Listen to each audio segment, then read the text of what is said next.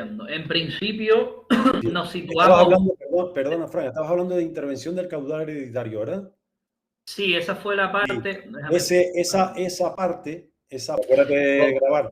Nos situamos, sí, ya estamos en el aire. Nos situamos en el último de los procedimientos que recoge este tipo de procesos especiales, división judicial de patrimonio. Recordemos que engloba tanto la división judicial de herencia como el que vamos a empezar hoy, que es la liquidación de un régimen económico matrimonial. Recuerden la introducción que hacíamos al principio, donde planteábamos un típico ejemplo que aborda los dos procedimientos, en el que se entremezclaban partes del procedimiento, especialmente lo que se refiere a una formación de inventario. Al estar hablando de dividir en el juzgado, división judicial, y de patrimonios, a los efectos de formar un inventario nos va a dar igual que lo tengamos en una herencia o que lo tengamos en una ruptura matrimonial que da lugar a esos procesos, ¿vale? Eso por un lado, recordar el ejemplo donde en función de las normas de derecho civil, pues primero había que ver si era un fallecido y era una herencia.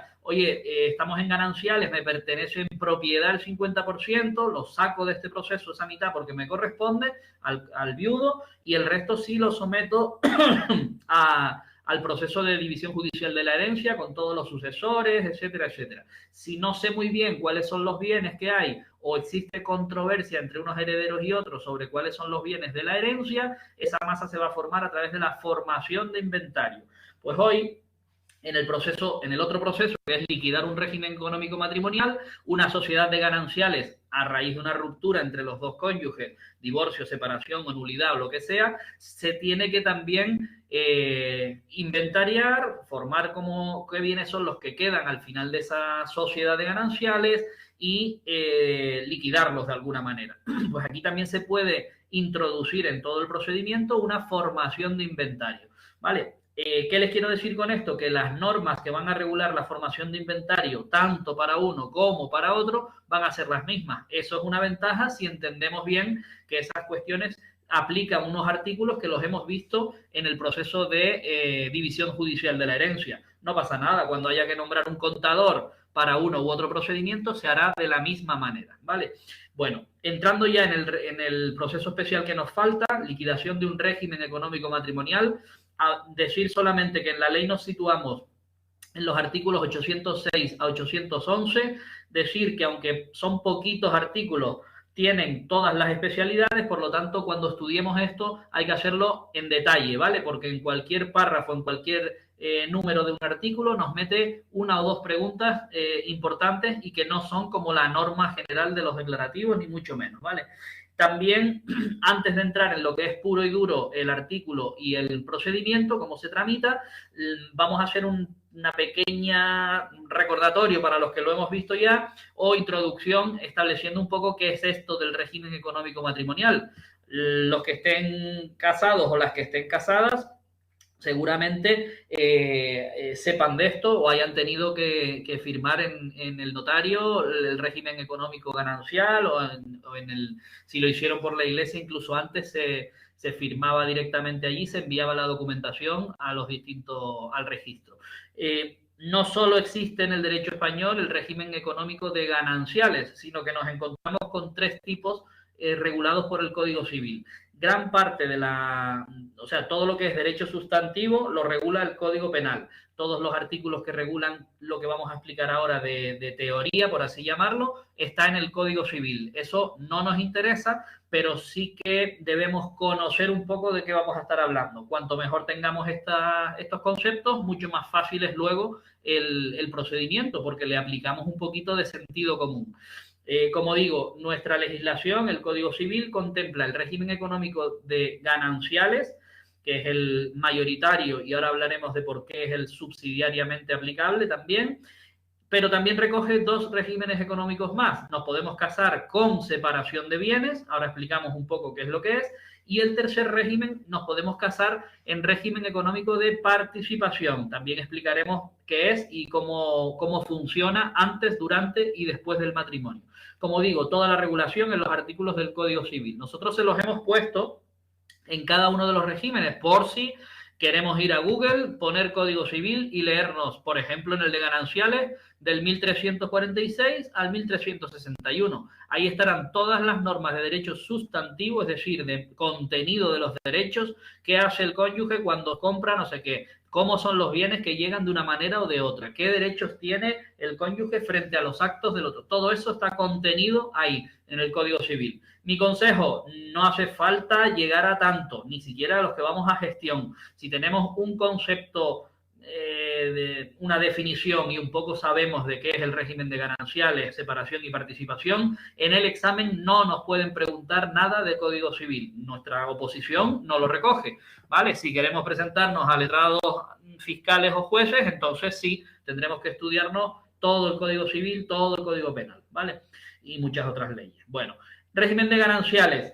No es solo la idea genérica que tenemos todos y todas de la mitad para cada uno, la mitad de la mitad de la mitad. En vulgar, hablando así de andar por casa, nos sirve esa declaración, esa definición. Pero bueno, ¿qué debemos saber de este régimen económico de gananciales? Que objetivamente nos planteamos 3 patrimonios existentes. ¿Por qué? Porque siempre tenemos que ver la situación de la sociedad de gananciales, un cónyuge se casa con el otro cónyuge y se forma la sociedad de gananciales. En cuanto a lo que gane esa sociedad, lo que vaya produciendo esa sociedad va a ser uno de los patrimonios, pero esas personas han llegado al matrimonio cada una con su patrimonio económico privativo, ¿verdad? Yo me caso mañana mismo y ya tengo mi casa, mi coche, mi apartamento, mi no sé qué, que yo lo he ganado como quiera que sea. Bien lo he recibido porque me lo han comprado mis padres, bien lo he heredado o bien me lo he comprado con mi hipoteca. En definitiva, yo ya traigo el día del matrimonio un patrimonio mío privativo y mi mujer, mi esposa, pues también trae, o mi cónyuge trae también otro patrimonio individual, ¿vale? Que ya lo ha ido produciendo y eso abarca no solo la parte positiva, mi casa, mi coche, mi dinero en cuenta, sino la parte negativa, mi hipoteca, mi crédito, mi deuda, ¿vale? Esos 2 patrimonios, el de cónyuge A y cónyuge B, llegan al matrimonio y forman durante el matrimonio, desde el día que me caso hasta el día del divorcio, nulidad o separación, un tercer patrimonio que es el que llamamos ganancial. Y ahí es donde sí entra el concepto genérico que tenemos de que lo que se genere constante matrimonio es a partes iguales para cada uno de los cónyuges. Se divide al 50%. Esa es la distinción que el Código Civil en esos artículos da sobre bienes privativos, cuáles son los bienes privativos de cada uno de los cónyuges y cuáles son los bienes gananciales. Estos últimos, está claro, los que se produzcan entre el matrimonio, el día del matrimonio, y su extinción, el día en que se ponga fin por alguna de las vías, bien porque se dicte una resolución judicial o bien por fallecimiento de uno de los cónyuges. Son las 2 posibilidades que tenemos. Divorcio, separación o nulidad o fallecimiento. Bueno, existen algunas normas que, bueno, que se pueden aplicar porque no todos los bienes pertenecen siempre al matrimonio si se producen en ese periodo matrimonial. Las herencias, por ejemplo, siempre van a ser privativas, aunque se produzca el fallecimiento de mi padre o de mi madre durante el matrimonio. Lo que se recibe vía herencia permanece en el patrimonio del privativo. ¿Qué nos interesa saber? Que cuando llega la ruptura, cuando se produce el divorcio o cuando se produce la extinción de esa sociedad, tendremos que atribuir ese tercer patrimonio y entonces es cuando entrará el procedimiento de liquidación de gananciales. ¿Qué más debemos saber de este régimen de gananciales? Que es el primero que estudiamos, bueno, y lo hacemos porque si yo me caso y no digo nada, no voy al notario y hago lo que se llaman capitulaciones. Es un documento que se realiza ante notario donde yo determino las normas que van a regular mi matrimonio. Se dice que es el que actúa, o sea, se presume, de ahí viene la presunción de régimen ganancial o de ganancialidad.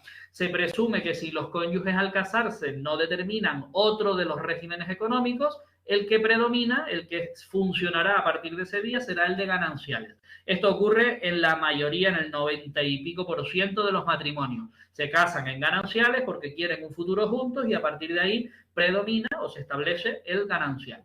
Si yo quiero establecer desde el día que me case la separación de bienes o la participación, bueno, dije 90 y pico, pero no, separación de bienes también tiene un porcentaje no es mayoritario, pero importante.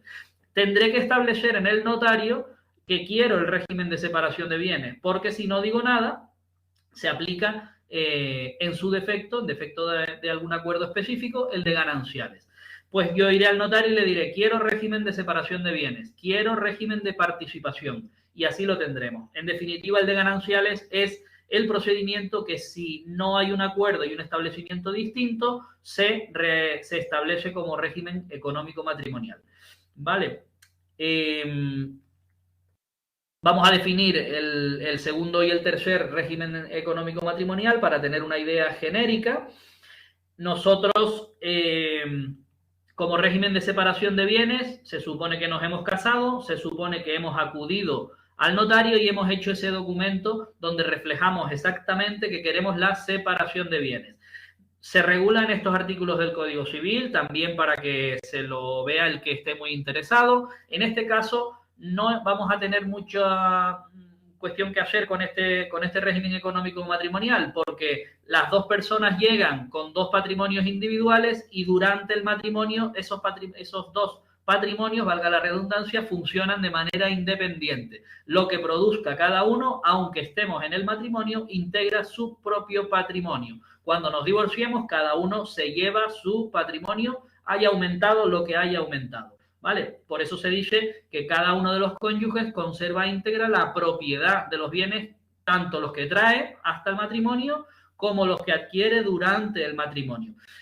Bueno, pues aquí el matrimonio no tiene realmente un efecto económico en el régimen de la sociedad. Existe una sociedad porque se han unido, pero no tiene mayor relevancia, ¿vale? Una vez que se extinga el matrimonio, no existe ninguna masa de bienes que haya que liquidar, por lo tanto, nunca vamos a tener un proceso de liquidación del régimen económico de separación de bienes, ¿vale?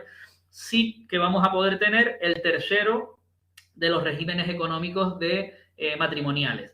En este caso, pues tal y como les ponemos aquí, cada uno de los cónyuges que concurren al matrimonio y forman la sociedad de gananciales, lo que adquieren al casarse bajo este régimen es un derecho a participar en las ganancias del otro durante el matrimonio, o visto desde el otro lado, una obligación del cónyuge que más haya aumentado en compensar al cónyuge que menos haya aumentado su patrimonio. De esta manera, en este tercer régimen de participación, los dos patrimonios generan independientemente su productividad, van aumentando como patrimonios privativos, pero en el momento en que se extinga la sociedad, bien por fallecimiento o bien por divorcio, nulidad o separación, se produce una participación en la forma en que hayan pactado. Normalmente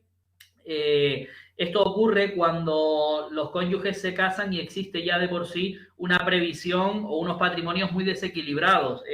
Nosotros solemos poner aquí los ejemplos pues, de alguien muy importante, tipo gran empresario, tipo persona muy famosa, tipo cantante, tipo futbolista, cuando se casa y, bueno, si la otra persona firma una separación, una participación de bienes, al divorcio tendremos una participación para equilibrar un poco, porque suponemos que el futbolista, el cantante, va a generar muchísimo más patrimonio que la persona sin esa profesión y deberá tener derecho a participar. ¿Cómo se resuelve esto? Bien estableciendo cantidades concretas. Esto es muy americano también. El actor de cine no sé quién, no sé cuántos, indemnizan no sé cuántos millones, ¿vale? A la pareja que es una desconocida, que nunca ha salido en la tele y no tiene trabajo conocido. Pues esa indemnización puede provenir de un régimen de participación. O bien en bienes concretos. Al divorcio le deberé entregar la mansión de no sé dónde o la colección de vehículos de alta gama. O también estableciendo un porcentaje del patrimonio que usted haya generado durante el matrimonio, gracias a mi apoyo, gracias a que yo me he encargado de los niños, de la crianza, de la casa, etcétera, etcétera. Oye, un porcentaje de tu riqueza final lo haces. En este último régimen de participación, lo que surge es un patrimonio inicial. Cuando nos casamos, el futbolista tiene 10 millones y la esposa 0, o al revés. y un patrimonio final, que también se calcula. Al final del matrimonio de 3 años o 4 años, el futbolista ha duplicado, porque ha tenido un contrato con otro club, sus millones, y sin embargo, pues la persona ha tenido un pequeño incremento o ni siquiera cero. ¿Vale? Ahí es donde surge la aplicación de estas cláusulas. Esto también se tiene que pactar en capitulaciones e incluso establecer muy bien las cláusulas de compensación, la forma de pago, cuáles son los patrimonios inicial y final de cada uno, ¿vale? Y ahí es donde entrará, aquí sí, una liquidación de gananciales. Cuando nosotros, de gananciales, de régimen económico, en este caso de participación, cuando estudiemos ahora las normas del proceso, cómo se liquidan los regímenes económico matrimonial, la ley reserva los últimos artículos a las especialidades de este régimen de participación, que bueno, tiene algún detallito, pero vamos, en realidad lo que resuelve el tribunal en un ganancial lo adapta a un régimen de participación en su sentencia o en el decreto que se firme, ¿vale? Bueno, cositas últimas que tenemos que saber con respecto a la liquidación del régimen económico matrimonial.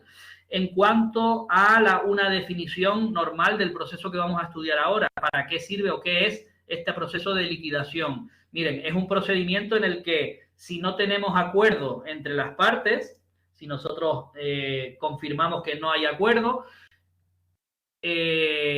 procederemos a determinar el inventario que queda en esa sociedad de gananciales, qué bienes y qué deudas quedan, y en ese procedimiento también se procederá a liquidar, dividir y distribuir los bienes resultantes. Si es gananciales, a partes iguales entre los cónyuges. Si es de participación, ya veremos luego las normas que se aplican. Normalmente son todas las que se establecieron en esas capitulaciones al casarse, ¿vale?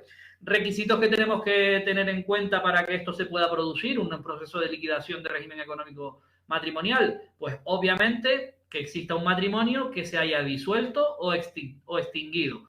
Divorcio, nulidad o separación, o bien fallecimiento de uno de los cónyuges. Son las causas por las que se extingue un matrimonio.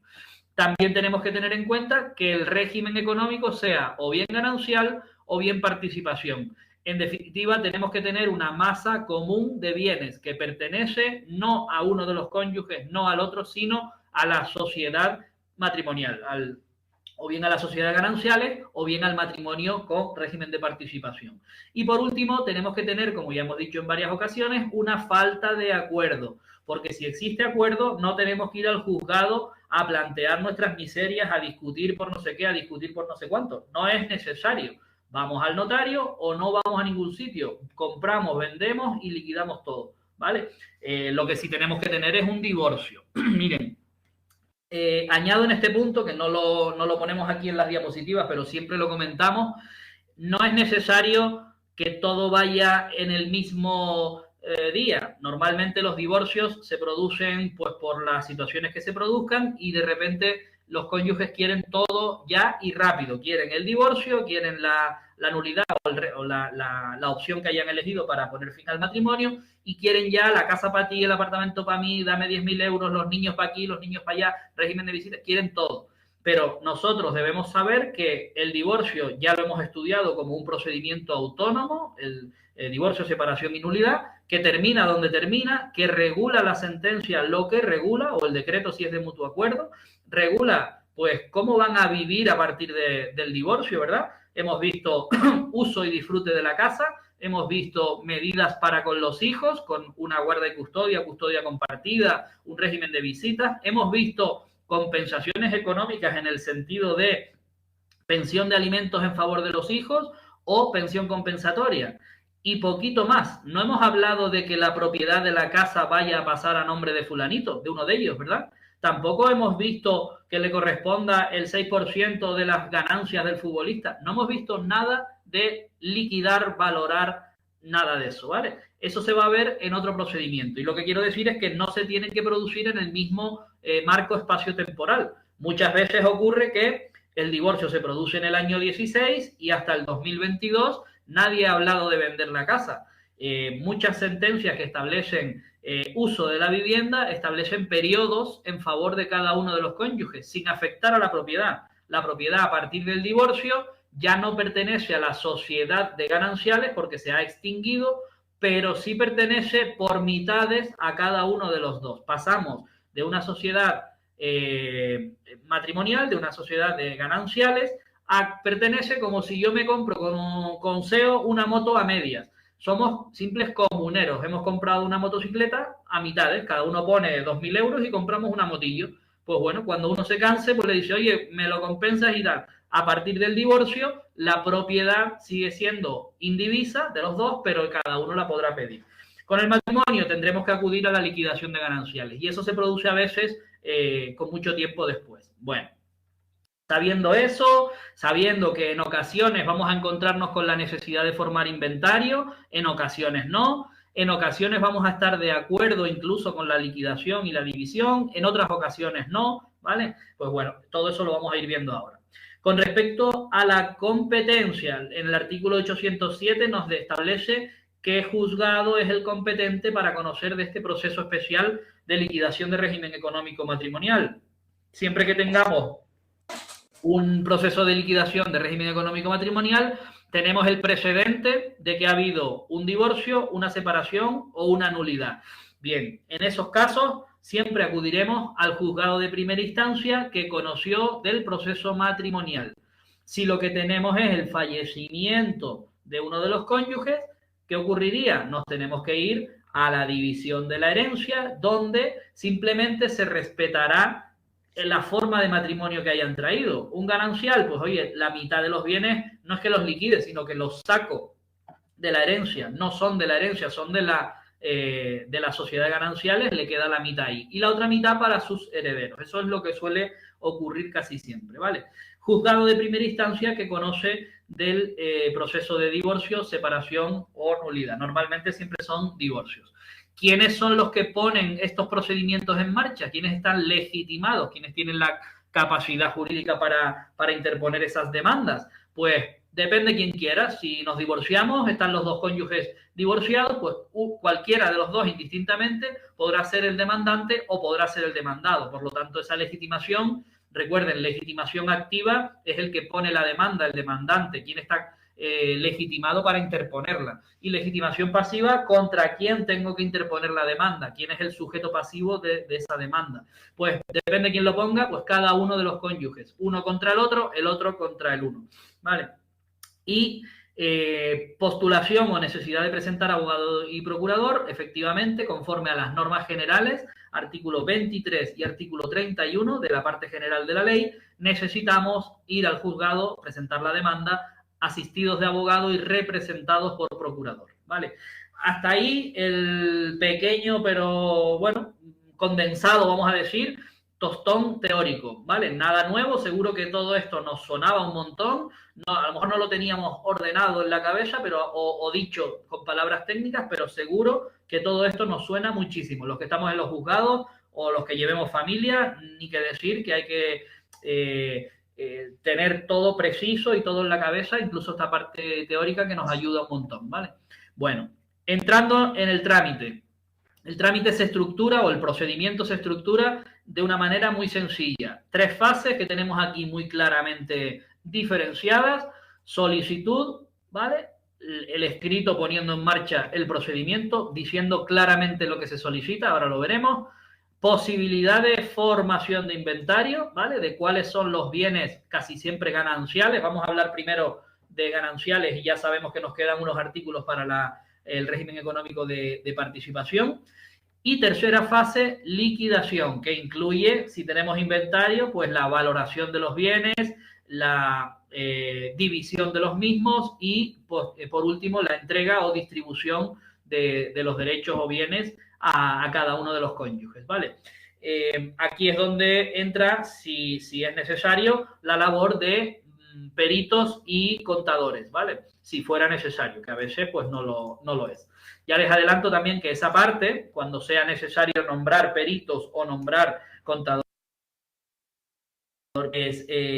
actúa o se tramita exactamente igual que hemos visto para la división judicial de la herencia. Solo me queda decir una cosita con respecto al régimen económico de gananciales, que es en la parte teórica. Hemos dicho al principio que el régimen de gananciales actúa como subsidiario en defecto de otro, ¿vale? Y aquí hemos hecho una salvedad, salvo el derecho foral, el derecho autonómico y algunos supuestos internacionales, tratados internacionales. ¿Qué quiere decir eso? Que, como les dije al principio, si ustedes no pactan otro régimen distinto, separación o participación, el que se entiende, el que se presume, es una presunción legal, se presume que el régimen que actúa es el de gananciales. Pero, por ejemplo, en Cataluña no ocurre así. Al tener un código civil propio, foral, un derecho civil foral, un fuero propio y autónomo, dice justo lo contrario. La presunción es de separación de bienes. Son listos o son muy catalanistas o muy catalanes y ellos lo interpretan y lo establecen así al revés. Si usted no pacta expresamente ante notario el ganancial, se presume que es el de separación de bienes. Luego a la hora de liquidar es prácticamente igual, pero la balanza se decanta por la separación de bienes, salvo que se diga lo contrario. Lo mismo ocurre en algunos tratados internacionales donde se establece alguna especificidad o se comparte con regímenes de otros países y se aplica determinada normativa. ¿Vale? Esto tampoco debemos entrar en ello porque eso no nos lo van a preguntar ni exigir. Bueno, competencia ya la vimos, fases del procedimiento, pues vamos a verlas según los artículos y un poquito explicando qué puede ocurrirnos en cada caso. Miren, con respecto a la solicitud de inventario, si no tenemos inventario, nosotros podríamos establecer simplemente la solicitud de liquidación. Nos saltaríamos la fase de formación de inventario, la fase de solicitud, ¿vale? Porque tendríamos muy claro y ambas partes aceptarían y estarían de acuerdo en que lo que quieren es ya liquidar simplemente, ¿vale? También ocurre cuando solo pedimos la formación de inventario. Nosotros, igual que en la herencia, no queríamos liquidar ni adjudicar, solo pedíamos que se forme el inventario. Pues aquí ocurre lo mismo. Oye, quiero tener claro cuál es el inventario de mi sociedad de gananciales, porque nos divorciamos el año pasado y yo no sé dónde está el dinero que había en la cuenta antes de divorciarnos. O no tengo claro que me vaya a desaparecer el vehículo que está usando fulanito y quiero que esté reflejado que eso forma parte, que eso fue un bien ganancial que, oye, que hay que computar, ¿vale? Eso no quiere decir que luego lo liquidemos, ¿vale? Tener claro eso. Pero normalmente cuando ya estamos en esta fase con un divorcio, solicitamos inventario y pedimos la liquidación, ¿vale? Hay casos en los que no ocurre así, pero normalmente se piden las dos cosas juntas. Bien, solicitaremos el inventario, artículo 808. Como siempre le hemos puesto preguntitas que pueden caernos en el examen y que nos dan un poco la pauta del artículo.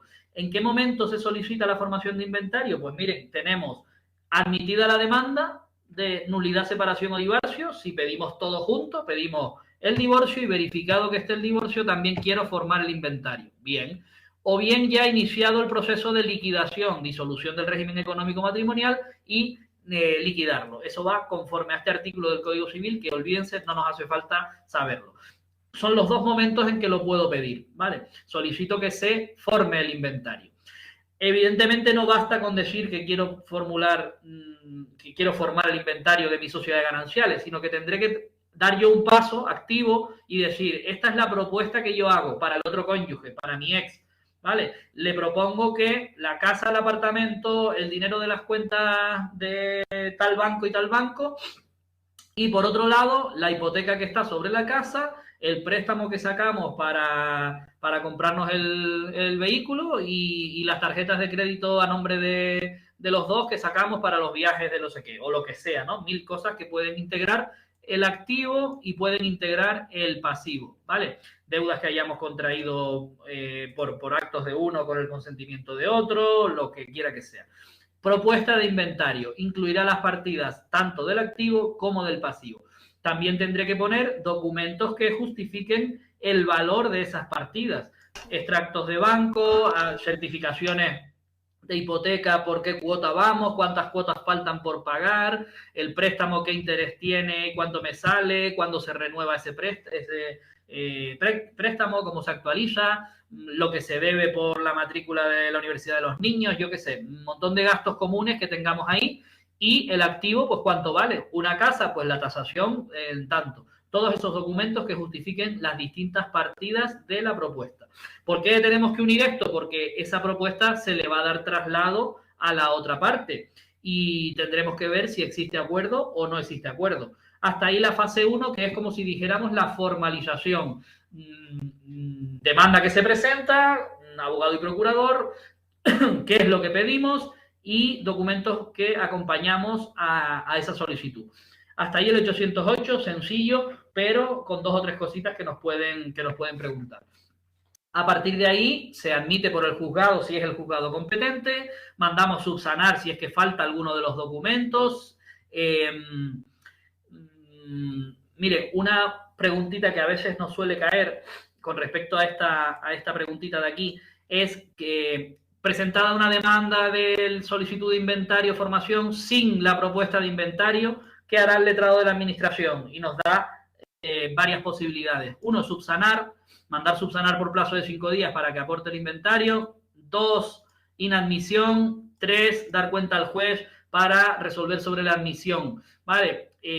Ya por economía procesal siempre están marcando la respuesta de dar un plazo para subsanar. Se apoya en las normas generales y concede un plazo para subsanar. Y cuando no subsane es cuando pasamos al juez para resolver sobre la inadmisión. Y esto ocurre en casi todos los procedimientos que, aunque la ley dice que tendrán que aportarse determinados documentos, ya han dicho las jurisprudencias que eso no determina directamente la inadmisión. Recuerden que la inadmisión va por auto del juez inadmitiendo la demanda y obliga o a presentarla de nuevo o bien a recabar todos los originales que haya presentado y volver a hacer el trámite. Ya se está orientando más a que deme un plazo para subsanar porque a lo mejor he dicho que aporto determinado documento y oye, a la hora de subirlo al Exnet o de unirlo al procedimiento se me pasó como abogado y no puse ese. Pero oye, en subsanación siempre lo puedo hacer, ¿vale? Un truquillo que nos puede servir para esas preguntas de examen. Pasaríamos a la fase segunda. Si estamos solicitando una formación de inventario, vamos a ver realmente cómo se hace ya en el juzgado. Lo primero que tenemos es que es el letrado de la administración el que se encarga de toda esta fase inicial. Si no hay ningún problema, ha admitido el letrado la demanda y directamente ha señalado un día y hora para la comparecencia de formación de inventario. Esa comparecencia tiene el objetivo primordial de alcanzar un acuerdo. Se supone que los cónyuges pueden tener algún problema en cuanto a la propuesta de inventario o que estén de acuerdo en todo eso. El letrado debe tener una predisposición y una actitud conciliadora para con los cónyuges y con los letrados si es que están en la formación de inventario. Intentar no significa obligar. Si no hay acuerdo, pues no hay acuerdo, ¿vale? Esa comparecencia la señalaremos en los 10 días siguientes de la admisión de la demanda para el día en que nos toque. Tendrá que estar dentro de los 10 días, lo pone exactamente así. Se señalará en el plazo máximo de 10 días se proceda a la formación de inventario y mandará citar por la oficina judicial a los 2 cónyuges. Normalmente van con los abogados. Aquí, como nos dice que la postulación es obligatoria, deberá comparecer los cónyuges y normalmente acuden también los abogados, ¿vale? Se nos ha dado alguna vez el caso de que el abogado no va porque va a decir que sí, simplemente que está de acuerdo. Quienes tienen que comparecer, porque ahora nos va a hablar de que no comparezca algún cónyuge, no alguna parte, ¿verdad? Ni no alguno de los abogados, no nos da ninguna pauta de esa. Se trata de una comparecencia, podrán ir los cónyuges por sí solos. Normalmente, si están de acuerdo y no hay ningún problema, el abogado no hace falta que vaya y no acude. No sé si han tenido algún problema con esto de los inventarios en los juzgados, porque luego cada letrado interpreta de su manera, pero bueno. El día señalado, si comparecen los 2, intentaremos llegar a ese acuerdo. Si no comparece alguno de los cónyuges, este articulito, el 809, nos dice que se le va a tener por conforme, como si hubiera dicho que está de acuerdo, con la propuesta que conste en la demanda, que hayamos acompañado tal y como veíamos aquí, ¿vale? Con esta propuesta estará de acuerdo el cónyuge no compareciente. O sea que si no le quieres ver la cara a tu ex y pone la demanda, si tú no vas, ya sabes que estás diciendo que sí a la formación de inventario. Eso de no verle la cara muchas veces ocurre, ¿vale? Entonces se pone uno en una esquina, el otro en la otra y está la cosa calentita y peligrosa, ¿vale? Una de las preguntas que nos ponen de este artículo es ¿quién forma el inventario? Y fíjense en el artículo que no dice el letrado, sino que dice el letrado con los cónyuges. O sea, que es como si estuviéramos en esa comparecencia formando el inventario completo. Oye, aquí la propuesta es esto, ¿están de acuerdo? Sí. Oye, que es que te olvidas de la última cuota de hipoteca que hay que restárselo a esa cantidad. Ah, vale, pues lo cambiamos. Copie ahí usted tal, que se resta tal cantidad. Lo estamos formando el inventario. Todo eso si hay acuerdo. Si hubiera acuerdo, pues miren, no hay ningún problema. Lo consignamos en el acta de esta comparecencia, como de todas, se levanta un acta, en ese caso transcrita por el funcionario que esté llevando el proceso, y declararemos el acto por concluido. Otra de las preguntas que suele haber aquí y que nos induce a errores: si existe acuerdo en la formación de inventario, el letrado dictará decreto teniendo por formado el inventario. Pasará al tribunal para dictar el auto correspondiente. Se dictará sentencia, no sé qué. No se compliquen. El acto, como es una comparecencia, termina con el acta que refleja lo ocurrido, en este caso el acuerdo, y declarándolo concluso. Ya a partir de aquí nos vamos al siguiente trámite. Bueno, ahora vamos al siguiente trámite, pero la comparecencia terminó ahí. ¿Vale? Y otra cosita que la podemos rescatar de la comparecencia de la Junta de Herederos, ¿se acuerdan? De la comparecencia para formar inventario en el caso de la herencia. No se compliquen si finalmente en la plaza que estén ustedes se encargan de estas cosas sin el letrado presente o con pequeñas instrucciones del letrado. No se compliquen en recoger las manifestaciones jurídicas sobre si incluimos o excluimos, ¿vale? Simplemente estamos de acuerdo en todo esto, no estamos de acuerdo en esto. Estos bienes deben integrar, estas deudas deben integrar el inventario y existe controversia en esto y en esto. ¿Por qué? Porque al igual que hicimos con el inventario en la herencia, vamos a tener un trámite posterior donde justificar, probar, llevar documentación, etcétera, argumentar, fundamentar jurídicamente. El abogado se va a poder explayar ¿dónde? En una vista posterior, ¿vale? Que terminará con una sentencia del tribunal. Que se trague el juez todas las argumentaciones de los letrados en cuanto a esos bienes que hay que incluir o a esos bienes que hay que excluir de las sociedades gananciales, no en la comparecencia de inventario, ¿vale? Si es verdad que el propio artículo, el 809.2, nos dice que en el acta se consignarán las pretensiones de las partes sobre los bienes y la fundamentación jurídica. Si el abogado insiste en que en el acta consten esas cosas, pues nosotros pondremos un pequeño resumen de, oye, pues lo que pretende es que se saque este bien o que se incluya tal bien y basado en que considera que es ganancial, basado en que lo adquirió durante matrimonio o al revés, que lo adquirió por herencia y es suyo, lo que sea, pero no admitir documento. Mire, le traigo la hijuela de mi abuelo de cuando me lo dio, le traigo, no, letrado, eso ya me lo trae usted a la vista, que es donde se aporta toda la documental, como bien sabe usted, ¿vale? Intentar cerrarlo con solo las cuestiones interesantes de la comparecencia. Esta última parte que yo les digo de cómo hacer una comparecencia, no es que lo ponga la ley, ni que siempre se haga así. Cada uno tendrá su forma de verlo, pero vamos, yo por la experiencia es la forma más fácil y la forma que luego da menos problemas. Porque si vamos a la vista con todo recogido en la comparecencia, nos podemos encontrar con situaciones contradictorias de admisión de prueba, con situaciones contradictorias de lo que dije en la comparecencia y lo que digo ahora, y eso pues dificulta luego la labor del juez en la vista, ¿vale? Pero esa es mi opinión, vamos, y mi consejo realmente de cómo lo haría yo.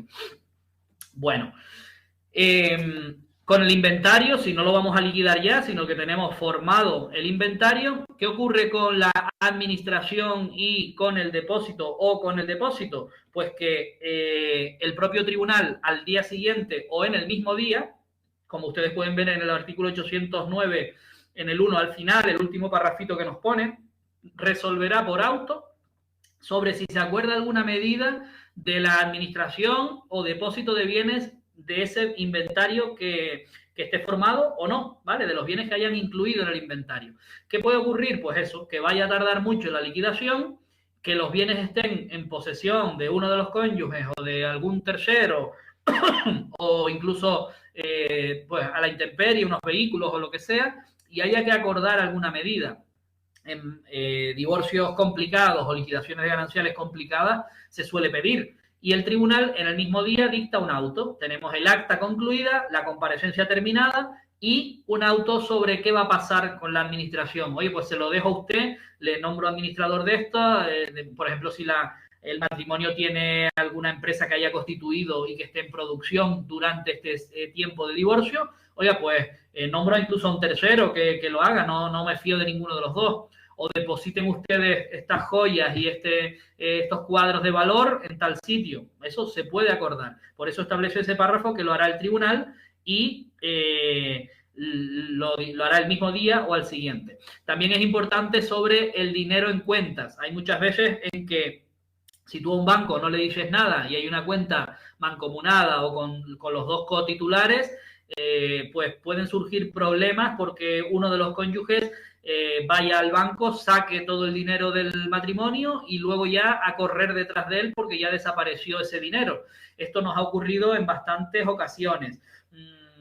El dinero, una vez desaparecido, pues es difícil reintegrarlo porque, bueno, pequeñas cantidades a lo mejor no, pero grandes cantidades pueden dañar mucho a la liquidación de gananciales.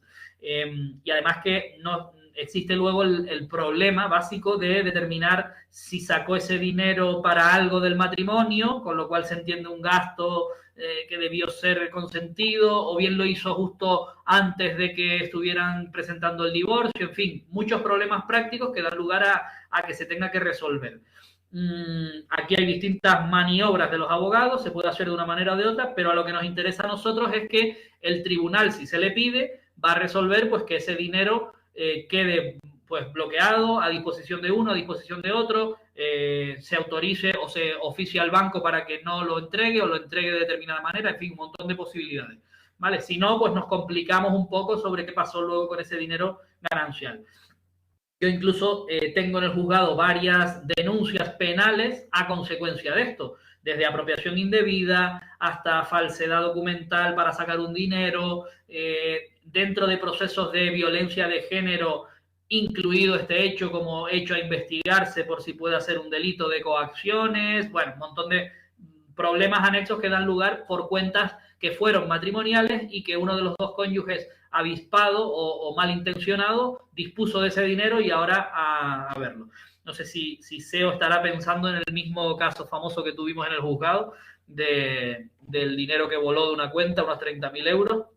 Pero bueno, ese es uno de tantos, ¿vale? No voy a entrar en ejemplos. Pero... Y encima escapó vivo el tío. Y encima escapó con una de estas artificios haciendo ver que ese dinero se había empleado en cosas necesarias para el matrimonio, que es uno de los casos en los que se presume que la otra parte estuvo de acuerdo porque todavía no había llegado el divorcio. Pues bueno, pues estuvo más rápido que su ex. Estuvo más rápido que Billy el niño.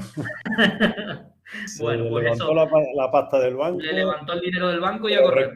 En primera instancia y en la audiencia provincial le dieron la razón. O sea que efectivamente. dejó a la mujer sin 30.000 euros aproximadamente. Bueno, dicho eso sobre ese detalle sobre la administración y depósito de inventario, dicho eso, que se resuelve por auto, esto sería la preguntita que nos puede caer, que es un auto el mismo día o al día siguiente. Acuérdense de la coletilla esta, de cuándo dicta ese auto de administración o depósito, de medidas. Nos encontraríamos con el trámite siguiente. Ojo, terminada la comparecencia sin acuerdo, ¿vale? Es muy importante porque si termina con acuerdo, ya tendremos que pasarlo directamente para la siguiente fase, que sería si se solicita la liquidación, ¿vale? Teniendo formado el inventario, ya lo tenemos, no hace falta más cosas. Sería pasar a la liquidación. Pero si existe controversia sobre alguno de los bienes o sobre el valor que se le está dando a alguna partida, el activo o el pasivo, entonces sí nos vamos a una vista normal y corriente por las normas de juicio verbal. Aquí se lo ponemos todo muy clarito. Estamos en el punto segundo del 809, que es quizás el articulillo más largo de esta parte de inventario. Si hay controversia sobre que se incluya o se quite del inventario algún bien, o sobre el valor que le estamos dando a alguna partida. El coche lo sobrevaloramos, la casa no estamos contando con la hipoteca, no hemos incluido el préstamo, hemos incluido un bien que era herencia de la señora por parte de madre, en fin, muchos casos en los que en ese acta se refleja que estamos en desacuerdo, que no existe acuerdo, ¿vale? En ese caso, el letrado de la administración hace constar en el acta esas pretensiones y esa fundamentación jurídica con la advertencia que yo les hice. Lo hacemos constar, pero no se me pase, no me traiga usted aquí a los testigos, a los peritos, no me traiga documentación, todo eso tiene su momento. ¿Por qué? Porque el letrado procede a señalar y citar a los interesados a una vista ante el tribunal y por las normas de juicio verbal, con toda la fase específica de proposición, admisión y práctica de prueba. Conclusiones y sentencia, ¿vale? En vez de terminar con el acuerdo formado en la comparecencia, terminamos, aprobando el inventario, terminamos con una sentencia que resuelve todo lo que se le haya planteado. Si se incluye o se quita el bien, si el valor de la partida está bien o no, si recibo un perito que me diga cuánto vale la casa, si acepto los documentos que me quiera presentar, si traigo de testigo a la abuela para que diga que esa herencia no sé qué, no sé cuánto. En fin, dependiendo del caso, toda la prueba que una vista requiere. Finalmente, la sentencia resuelve esas cuestiones y aprueba, ahora sí, el inventario. Si existe algo que administrar porque todavía no vamos a liquidar, pues también lo resolverá. ¿Vale? En definitiva, el juez puede entrar a conocer todo lo que haya en discusión, todo lo que haya en controversia. Esta sentencia que contiene esto que estamos viendo aquí, cuando nos toque hablar del régimen de participación, cambiará un poquito. Seguirá resolviendo todas las cuestiones, pero aquí veremos que hablamos de cuál era el patrimonio inicial del futbolista, cuál era el patrimonio inicial de su pareja y cuál ha sido el íter que han llevado los contratos del fútbol y por qué ahora el patrimonio de este es mayor y cuánto tiene que compensar en función de tal. ¿Ven? La especialidad del régimen de participación implica que la sentencia abarque esas cuestiones, ¿vale? Pero bueno, nada raro, cada sentencia resuelve lo que necesita ese régimen económico. Bien, termine como termine el inventario, ya estará formado, ¿vale? Tendremos ya la fase segunda terminada y nos quedará en la fase tercera la pura y dura liquidación de del régimen de gananciales o el de participación. Tendremos que hacerlo en base al inventario y por eso el artículo 810 siempre empieza diciéndonos que esta liquidación se podrá solicitar una vez concluido el inventario y cuando sea firme la resolución que liquidó, que disolvió el régimen económico. Normalmente esperamos a la firmeza del divorcio y presentamos la solicitud de liquidación. Formar el inventario no, formar el inventario es con la demanda de divorcio, con un escrito pues ya celebrado el divorcio, ¿verdad? Con el mismo proceso que inicie este proceso de liquidación, pero no tenemos todavía la firmeza. Bueno, pues yo voy formando el inventario, que eso sí lo puedo hacer, y cuando llegue al momento de pedir la liquidación, ya miro si es firme el recurso que me puso porque no estaba de acuerdo con la pensión de alimentos en el divorcio o lo que sea. Vale, pues cuando ya sea firme, entonces digo que se liquide el régimen económico matrimonial. Es decir, que ese inventario se proceda a valorar operaciones divisorias, atribución de los bienes y entrega, ¿vale? Bueno, por supuesto, cualquiera de los dos cónyuges está legitimado para liquidarlo. Esta liquidación no tiene que coincidir, como digo, en el tiempo, pero una vez presentada, pues implica también una serie de trámites para llegar a esa atribución definitiva de bienes. Igual que en la formación de inventario teníamos una propuesta de formación de cuáles son los bienes que se incluyen y cuál es el pasivo, aquí tendremos que acompañar a la solicitud de liquidación una propuesta que ya partirá de un inventario formado, perfecto, pero ahora lo que diremos es cómo quiero dividir esos bienes, porque podemos tener distintos tipos de bienes, muebles, inmuebles, igual que en una herencia, y podemos tener distintas valoraciones. Al final lo que habrá que hacer es intentar indemnizar o reintegrar con dinero, que es lo más fácil a compensar, para atribuir los bienes. Porque si no, nos veremos en un problema como con la herencia, que habrá que vender la casa y la mitad para cada uno, habrá que pagar la hipoteca, pero recibo no sé qué, habrá que quedarse con el coche, pero pago no sé cuánto. ¿Vale? Me quedo con el préstamo y me quedo con el coche o como quiera que sea. Cada caso tendrá su fórmula, ¿vale? Si existe acuerdo, se establecerá el acuerdo, salvo que sea en fraude, y si no existe, ahora veremos que se nombra igual de un contador y en su caso perito, si no tenemos claras las valoraciones, igual que hacíamos en la comparecencia de la división de la herencia, para poder alcanzar unas operaciones divisorias que vaya a hacerlas el contador partidor en este caso, ¿vale? Bueno, la propuesta tiene estas dos cuestiones: qué se indemniza y cómo, y si sobrara, fíjense que el detalle que tenemos que tener en cuenta, dividir el remanente en la proporción que corresponda. ¿Por qué la ley nos dice la proporción que corresponda y no nos dice, pues, yo qué sé, no nos dice a partes iguales entre los cónyuges, por ejemplo, a partes iguales o al 50%? ¿Por qué no nos dice eso la ley?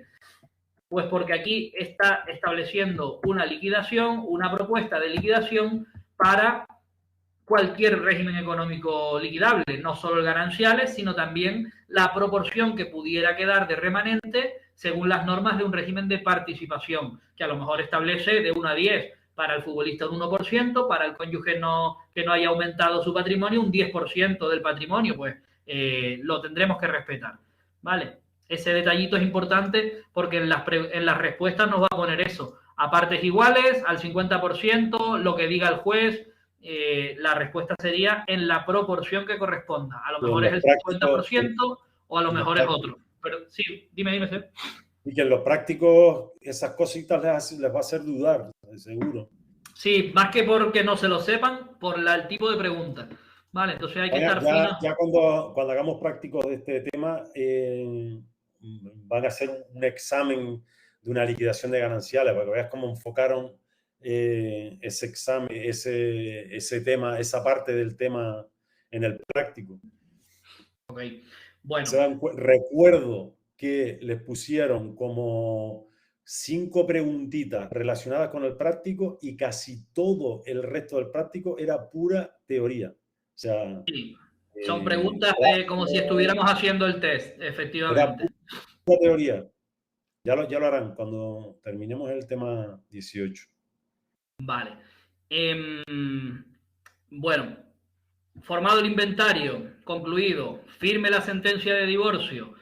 Cualquiera de los dos cónyuges dice, oye, ya está bien, llevo 2 años divorciada, quiero que se liquide la casa, las cuentas y todo, porque ya quiero terminar con esto y con lo que me quede hacer mi vida tranquilamente, pim pam, lo que sea. Bien, ya los niños son mayores, en fin, lo que como piense cada uno.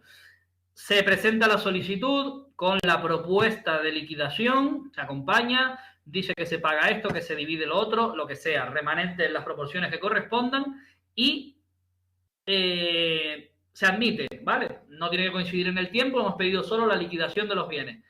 Comparecencia del letrado, la señalará igualmente dentro del plazo de 10 días desde que se admita esta nueva solicitud para liquidar los bienes.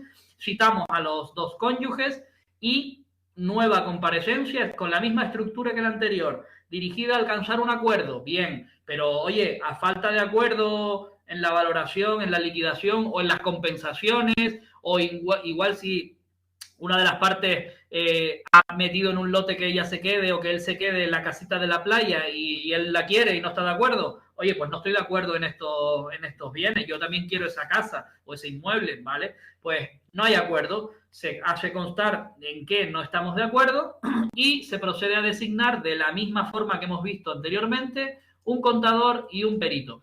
En este procedimiento no se habla tanto de contador-partidor, sino solo contador, pero es que obviamente es contador-partidor, hace exactamente las mismas funciones, ¿vale? Pero la ley parece como que aquí lo llama solo contador, pues bueno, es un detalle sin ninguna importancia.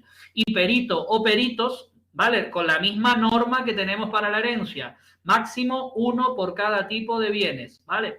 Pero no es obligatorio, recuerden. Y lo mismo, si existe acuerdo para el contador, pues lo haremos. Y lo mismo, el contador deberá ser un abogado del turno, etcétera, etcétera. Y los peritos, pues de los colegios profesionales, si no hay acuerdo. De hecho, este articulito, en el punto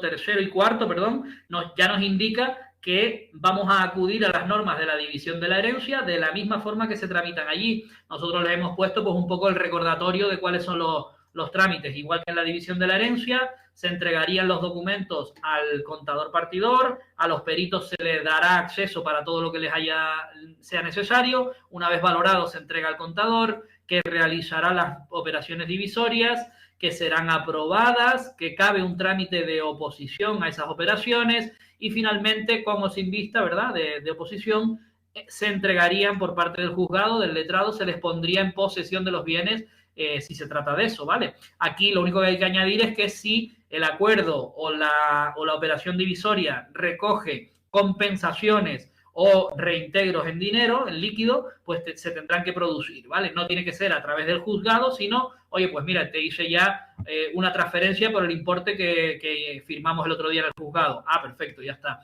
O mira, fui, te hice un cheque, toma el cheque, o lo consigné en la cuenta del juzgado, si no hay otra forma, ¿vale? Pero que estén hechos esas compensaciones también.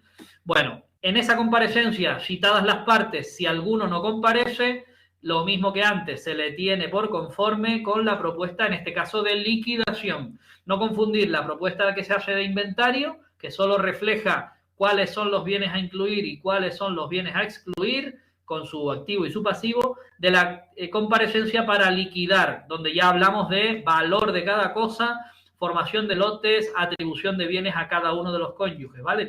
Operaciones divisorias, división. Y en esta última comparecencia añadimos a nombrar contador y peritos si fuera necesario, ¿vale? Son distintas comparecencias con una misma estructura.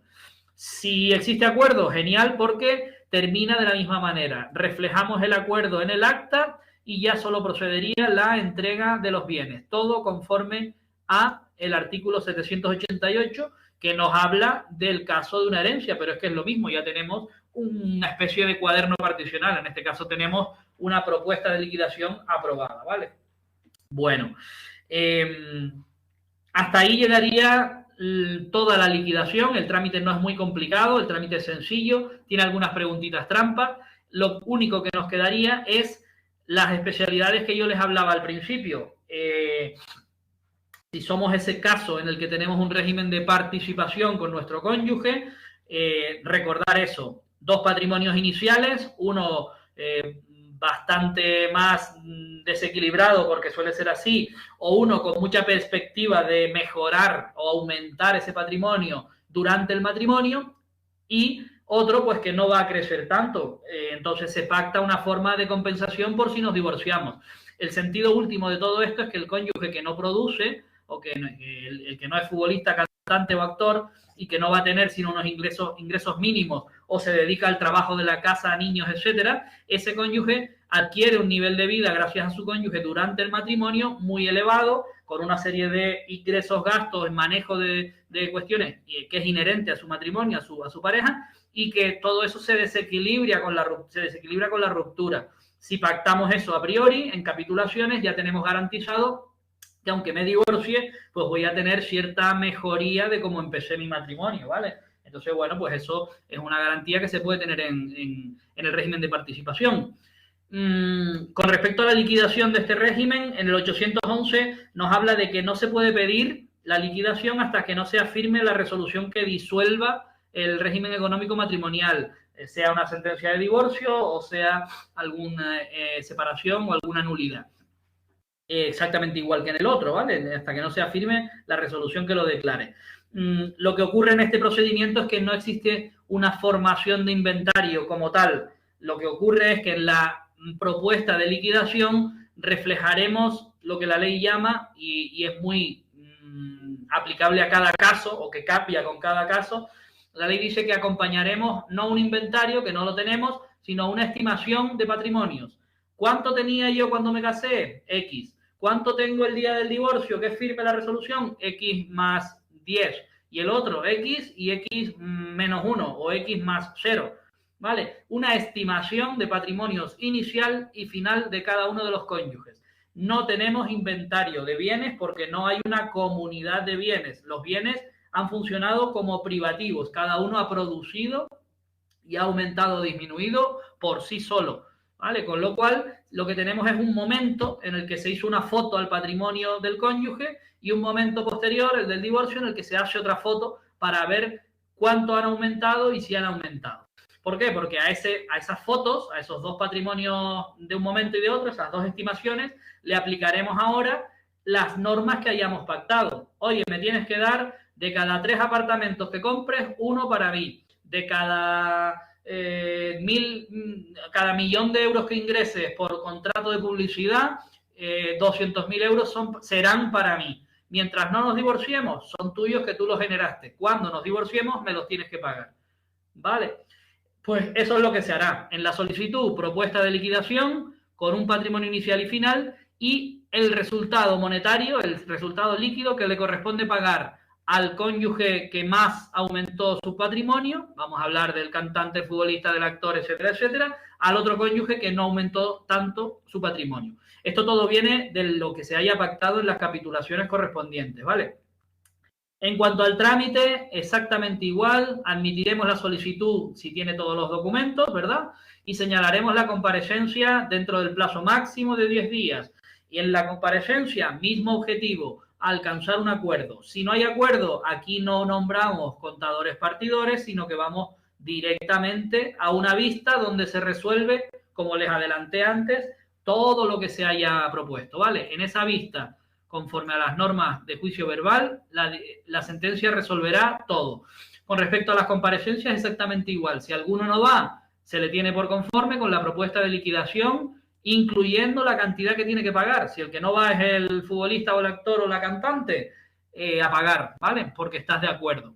Y si hay acuerdo, lo reflejamos en el acta y se concluye el trámite con esa aprobación, no de inventario en este caso, sino de normas para atribuir los bienes o entrega de compensaciones que se hayan pactado. Si no hay acuerdo porque alguno de los bienes, algún porcentaje, alguna de las cosas que se pactaron no estamos de acuerdo, o el aumento o de la propuesta que se haya presentado, juicio verbal, vista, la sentencia resolverá también todas las cuestiones, pero especialmente si hemos tenido duda en el patrimonio inicial y final de cada uno, la sentencia lo resuelve. Dime, Seo. Me está preguntando Yaisa, ¿y no se hace inventario? No, en este régimen de participación no. En este régimen de participación se supone que ya tenemos las normas que van a regular y lo que existe en lugar de un inventario es el patrimonio final. Si te fijas, pues por ejemplo, en este patrimonio final tendremos qué bienes tiene el torero, qué bienes tiene la actriz, cuánto dinero en cuentas ha ganado, pero lo que nos interesa es cuánto ha aumentado con respecto a su patrimonio inicial. Por ejemplo, Shakira y Piqué. Los dos son un futbolista y una cantante. Yo no lo sé, pero vamos, ellos seguramente tengan separación de bienes o a lo sumo participación. Imaginemos que tienen una participación. ¿Verdad que Shakira y Piqué llegan al matrimonio cuando se casaron con un patrimonio grande, inicial, cada uno de ellos, ¿verdad? Teníamos... No están casados. Vale, pues como si estuvieran. Uno llega con un patrimonio. Cabrones, están más pendientes de una cosa que de otra. Esta peña... Yo me sé el fútbol, no me sé... Mira que son... Bueno, imaginemos que sí. ¿Vale? Llegan al matrimonio cada uno con su patrimonio inicial, uno y otro, bastante importante. Y van al notario y pactan que Shakira va a tener 2 hijos. Vamos a ponernos en el supuesto machista antiguo. Va a tener 2 hijos, se va a encargar de la casa. No va a ir a las giras de México y Europa porque va a ir a ver a Piqué a jugar a fútbol. Y Piqué, sin embargo, va a ir a la Copa Davis, va a ir al Mundial de no sé qué, y tiene una empresa aparte de agencia de jugadores y va a ganar 1 millón, 2 millones, 3 millones. Vale, y Shakira 0 en esa temporada. Se divorcian. Nuestro amigo Piqué tiene su patrimonio inicial más 10 millones. A ver si me sale más 10 millones. Y Shakira sigue teniendo X o incluso menos 1. Vale, no sé si se entiende, parece la letra de...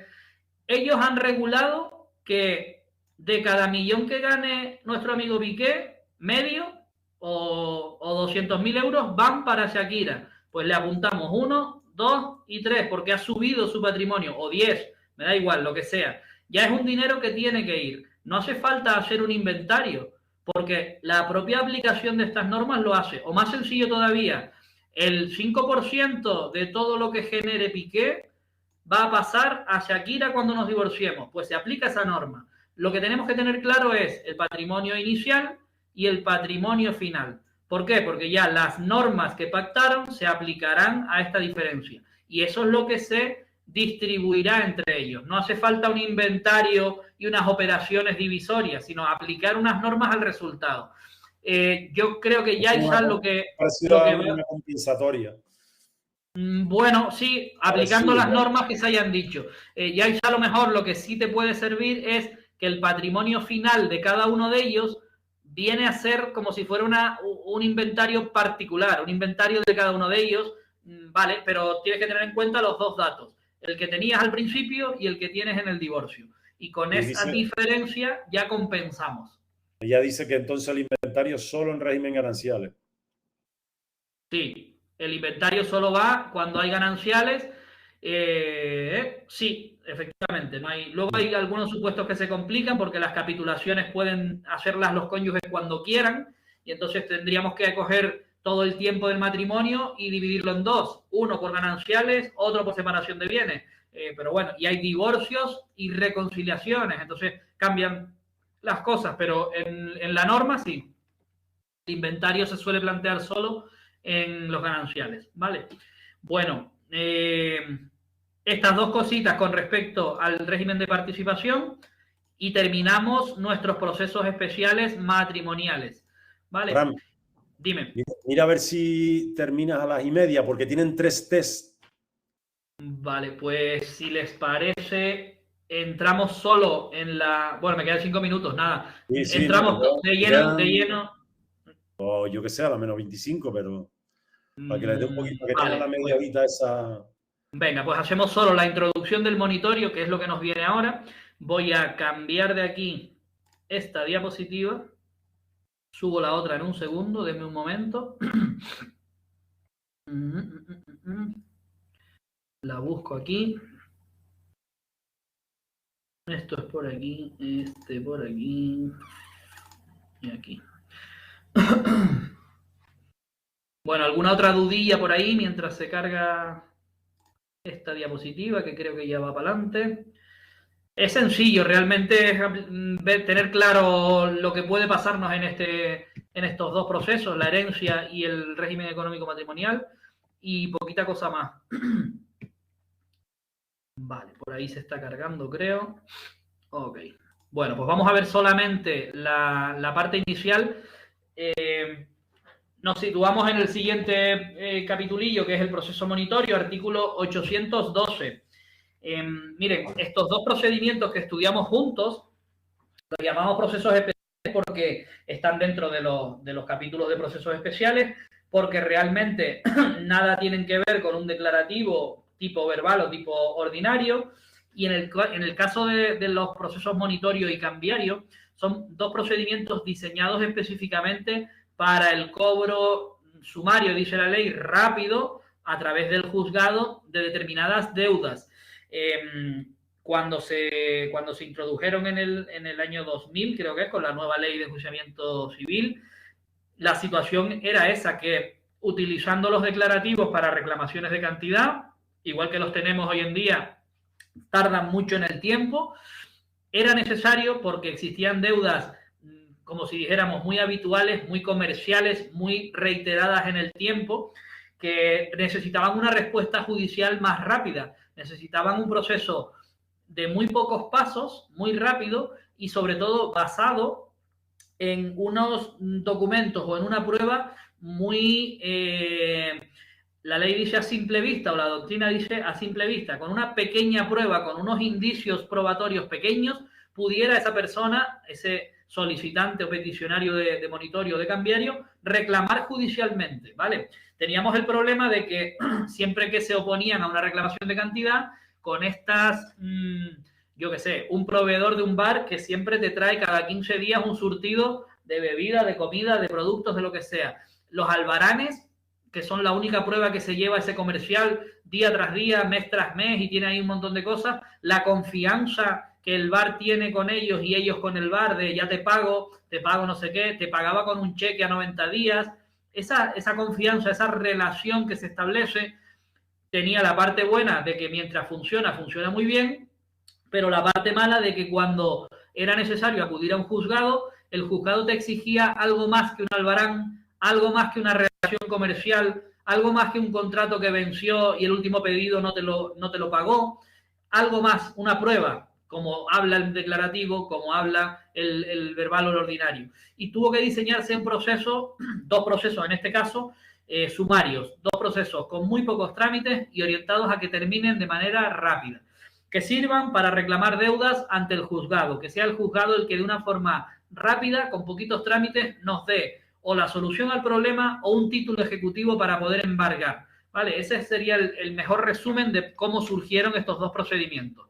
La diferencia básica entre el monitorio y el cambiario es el tipo de deuda y el soporte en el que se contienen. El monitorio va a ser un cajón desastre para reclamar cualquier tipo de deuda, siempre y cuando tengamos esos pequeños indicios probatorios, y el juicio cambiario, dicho todo esto de una forma muy rápida, el cambiario va a servir para cuando esa deuda existe porque se ha generado en algún documento o efecto mercantil. Hablamos de que ha sido un pago en cheque, en letra de cambio o en pagaré. Ya explicaremos cuando lleguemos al cambiario qué son estos tres efectos cambiarios, para qué sirven, por qué son dinero también y cómo son los posibles impagos que se producen con estos cheques o pagares, ¿vale?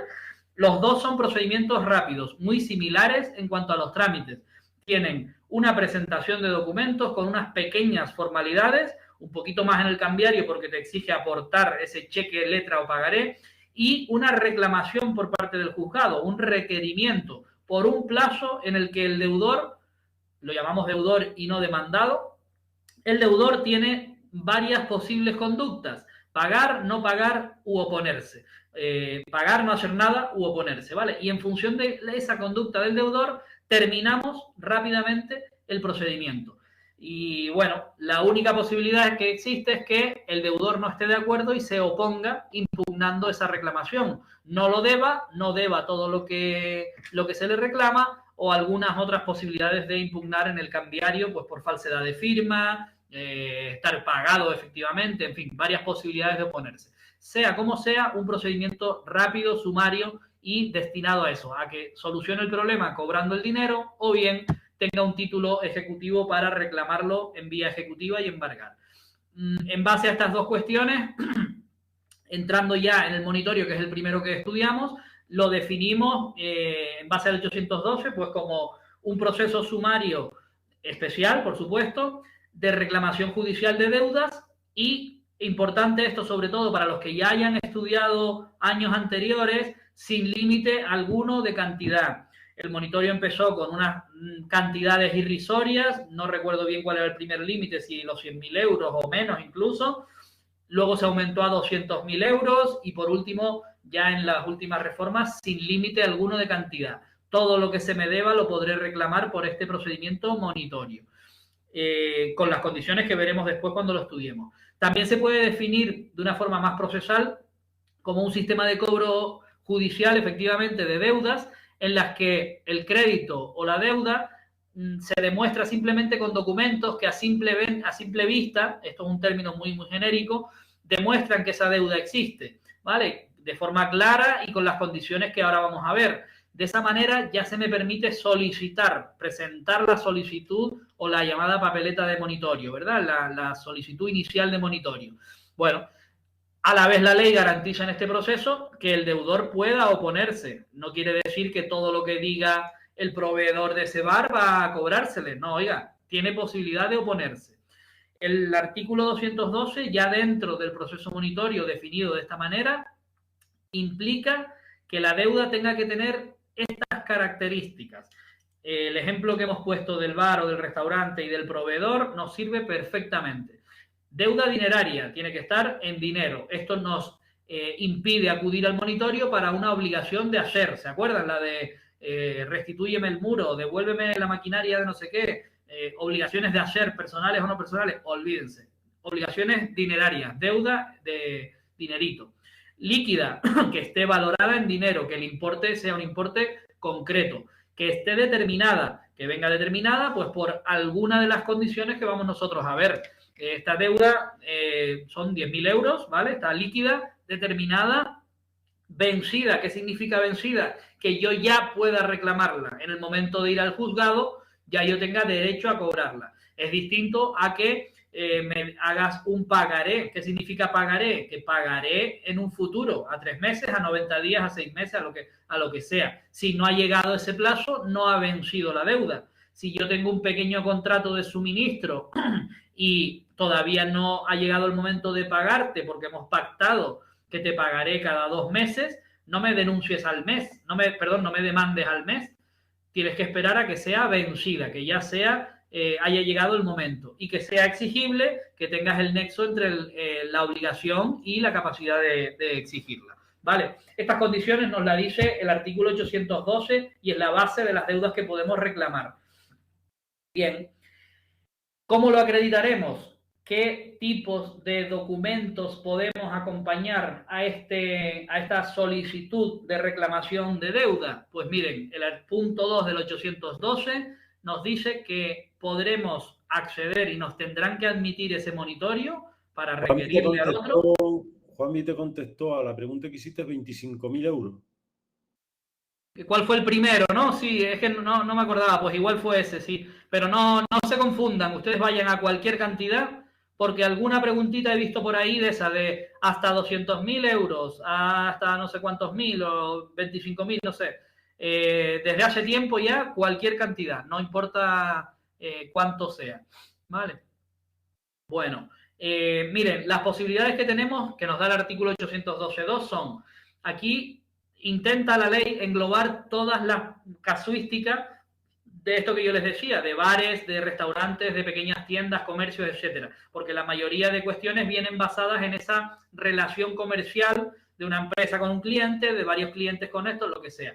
Vale, miren, en primer lugar, nos va a servir cualquier documento firmado por el deudor.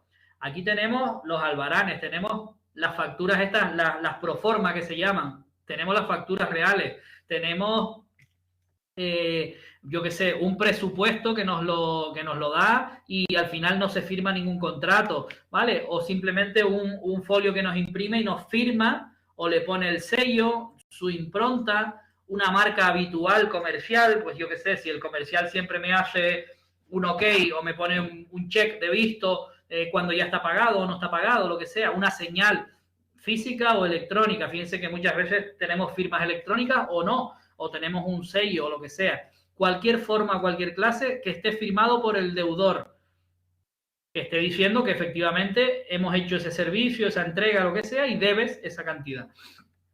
Con eso nos valdrá. Fíjense que eso en un verbal o en un ordinario difícilmente entraría. Bueno, también documentos que si el señor no me firma el recibí, no me firma el contrato, no me firma nada con su sello, ¿vale? No me firma el baranes, pues miren, hago yo de mi empresa, hago la factura, porque le entregué la mercancía, me debe ese dinero y yo le entrego una factura y me quedo otra.